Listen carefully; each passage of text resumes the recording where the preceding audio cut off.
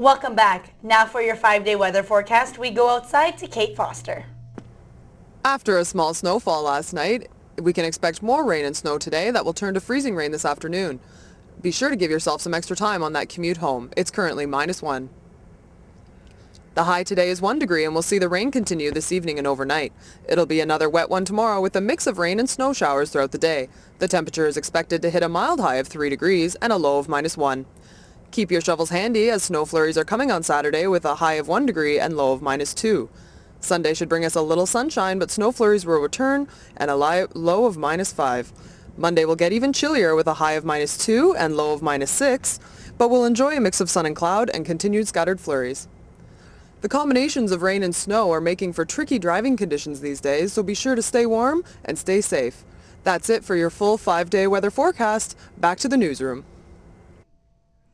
Thanks, Kate. In national news, Stephen Harper has concluded giving the keynote address at the World Economic Forum in Davos this afternoon. In the address, Harper said changes could be coming to Canada's pension system, as well to the immigration and energy policies of his majority government. Harper said in a statement yesterday that Canada needs to take steps to preserve its hard-won economic stability. Also in Davos, Microsoft co-founder Bill Gates has announced a $750 million donation to help fight disease worldwide.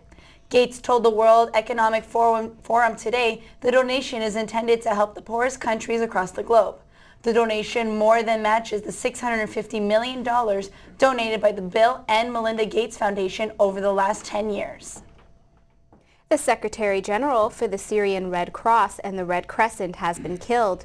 Dr. Abdal Razik Biro was shot dead today while traveling outside the capital of Damascus in a Red Crescent-marked vehicle. Authorities say the lack of medical services in Syria remains a major issue. Syrian state television blamed terrorists for the killing, reporting he had been assassinated.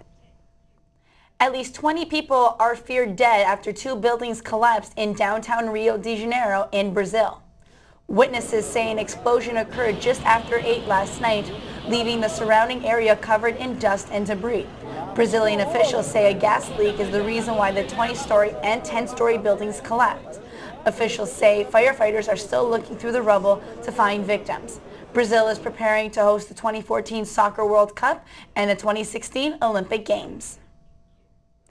The founder of the breast implant company, PIP, was arrested earlier today. French police have yet to determine if they can charge Jean-Claude Masse with involuntary manslaughter causing injury. In 2010, France banned PIP implants, fearing they could leak and rupture, as they are made of a low-grade industrial silicone. More than 400,000 women in 65 countries have the implants. The World Health Organization recommends women have them removed.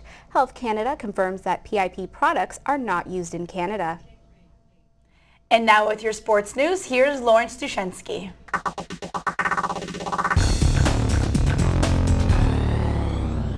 The Humber men's basketball team had a strong second half to pull up a pivotal 94-80 victory over the Niagara College Knights. The Hawks trailed 41-40 at the half, but a strong effort by Akeem Sween was the deciding factor for Humber. Sween finished with 22 points as Humber moved into first place in the OCAA West. Davio Rodney chipped in with 20 points, Mark Perrin had 14, Mike Dvorak had a dozen, Brett Newman and Rodell Granaway finished with 10 apiece. The Hawks host rival Sheridan on Wednesday. Humber lost to the Bruins early in the season and they look to redeem themselves on their home court. The Toronto Raptors made it 2 in a row with a thrilling double overtime victory over the Utah Jazz. The Dinos were playing the second half of a back-to-back, but they managed to pull out a narrow 111-106 victory. Andrea Bargnani had 25 points in the victory, but he went down with a calf injury late in the game. The Raptors continue their road trip as they travel to Denver to play the Nuggets on Friday. In the only action on the ice, the Montreal Canadiens pulled out a decisive 7-2 victory over the Detroit Red Wings. Despite the turmoil surrounding the Habs both on and off the ice this season, they managed to win their final game before the All-Star break. David Desharnais had 2 goals and an assist for the Habs, and newly acquired Rene Bourque scored 1 goal and assisted on another. The Leafs have locked up blue liner John Michael Liles to a 4-year contract extension. The 32-year-old native of Indiana will make $15.5 million over the term of the deal. Liles has 21 points of the season, but is currently sidelined with a concussion. The All-Star Game draft will be held tonight in Ottawa as Phil Kessel, Dion Phaneuf and Joffrey Lupul will be representing the Leafs. Lupul has been named one of the assistant captains and will help Zdeno Chara pick his team.